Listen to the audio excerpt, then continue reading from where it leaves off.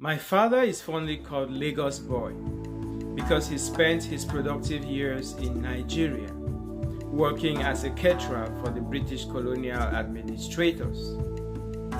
By the time he returned home, he had 6 children, and my mother was pregnant for the 7th. He had no pension. He had no house of his own, so we took up residence in our family compound in a 2-bedroom apartment building with a small living room in the middle. I was born when my father was already in his mid-50s, so by all standards, I am a retirement child. I turned out to be the 8th in a family of 10 children. So with a retired father with no pension and a mother with no education and no employment, we 10 children were raised in the village with my mother's home and farms as our only source of livelihood. The lessons were many. Some of them were painful. Some of them were fun because as an innocent village child, one never knew any better. But as time went on, my eyes began to open to the world around me, and I could see and understand that going to school barefooted was not normal because other kids in that same school were wearing shoes.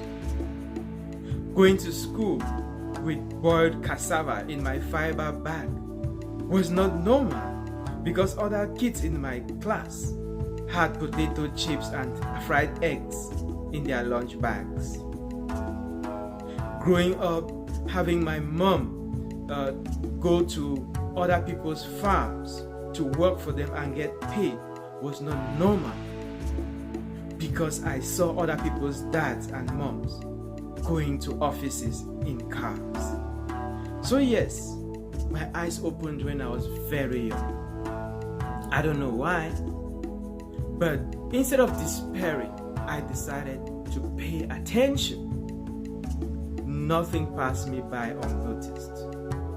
I learned the extraordinary ability to question everything, to try to make meaning out of everything, to ask what could be done to change things. And behold, that is what has made a difference in my life. The story of my childhood is not too different from that of all the other kids that were born in Bato village in the 80s or 70s for that matter. The story of my life is not too different from that of an average African kid. The story of my life is not too different from yours, I guess, especially if you're above 30 years old. What is different about me is what I have been able to create out of my experiences. At some point, life became so tough that it was clear that instead of making excuses, I had to do something. Instead of blaming someone, I had to do something. Instead of complaining, I had to do something. You see, you have the luxury of complaining when you have someone to complain to. You have the luxury of making excuses when you have options. But as the saying goes, necessity is a mother of invention.